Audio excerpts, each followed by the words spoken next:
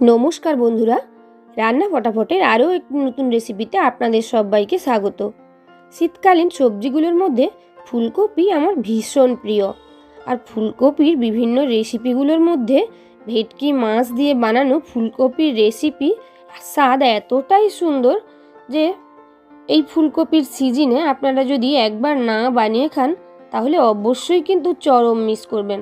তো চলুন, আজ আমি আপনাদের সঙ্গে তাই শেয়ার করতে এসে গেছি টাটকা ভেটকি মাছ দিয়ে আর টাটকা ফুলকপি দিয়ে বানানো ফুলকপি ভেটকির ঝোল।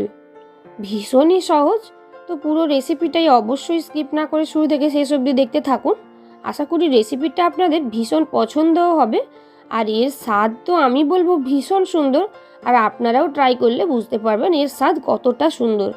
তার জন্য দেখুন, একটা ভেটকি মাছ কেটে নিয়ে এসেছি আমি 5 পিস। তাতে আমি নুন হলুদ মেখে নিচ্ছি ভালো করে, আর বেশ কয়েকটা মশলাও নিয়ে নিয়েছি। তো সবার প্রথমে ভেটকি মাছগুলোকে আমি ভেজে নেব।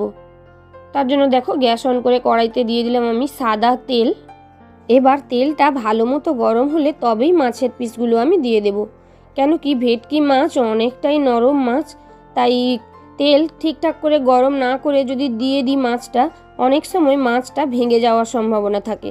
তাই তেলটা ঠিকঠাক গরম হলেই মাছগুলোকে দিয়েছি, আর প্রায় 4 থেকে 5 মিনিট ধরে গ্যাসের ফ্লেম হাইতে রেখে মাছগুলোকে ভেজে নিচ্ছি।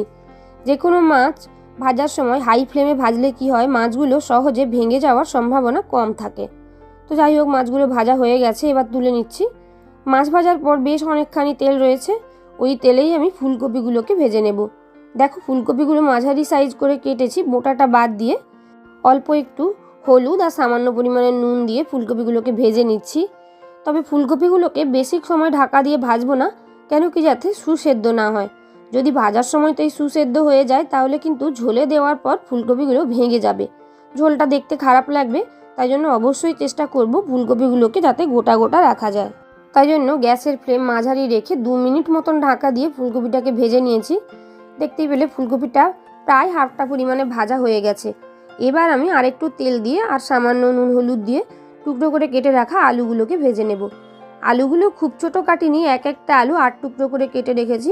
তবে আলুগুলো একটু ঢাকা দিয়ে ভেজে নেব যাতে সুন্দর করে সেদ্ধ হয়ে যায় আলুটা 2-1 বার ঢাকা দিয়ে খুব ভালো করে ভাজা হয়ে গেছে।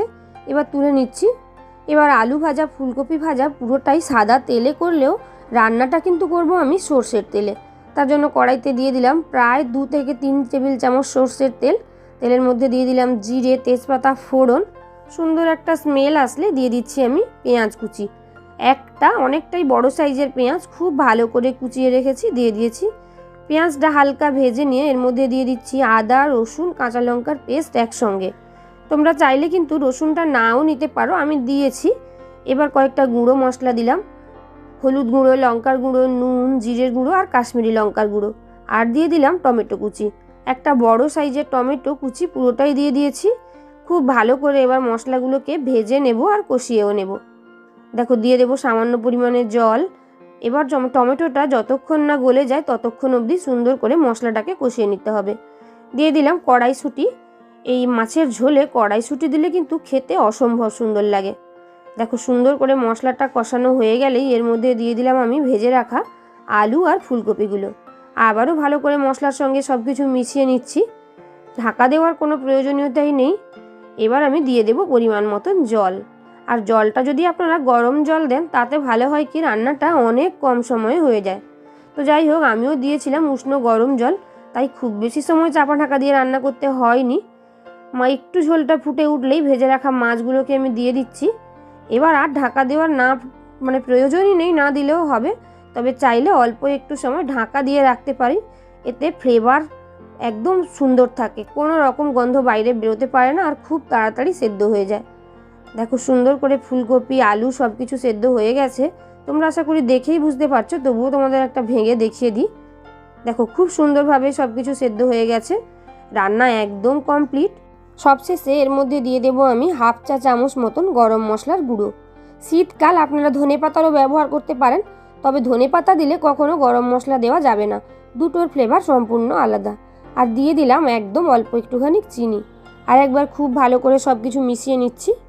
বন্ধুরা, এত কম সময়ে বানানো এত সুন্দর একটা রেসিপি আমি তোমাদের বলবো অবশ্যই একবার রেসিপিটা বাড়িতে ট্রাই করে দেখতে পারো। আর ভাতের সঙ্গে তো রেসিপিটা খেতে অসাধারণ লাগে, সাথে যারা রুটির সঙ্গে মাছ খাও তাদেরও ভীষণ সুন্দর লাগবে রুটির সঙ্গে। তো বন্ধুরা, রেসিপি কেমন লাগলো অবশ্যই জানিও। আর রেসিপি ভালো লাগলে লাইক কমেন্ট শেয়ার করে দিতে একদমই ভুলে যেও না। আর আমার চ্যানেলের নতুন বন্ধু হলে আরও নতুন রেসিপির আপডেট সবার প্রথমে পেতে ঝটপট চ্যানেলটাকে সাবস্ক্রাইব করে অল নোটিফিকেশান অন করে রেখো। টাটা।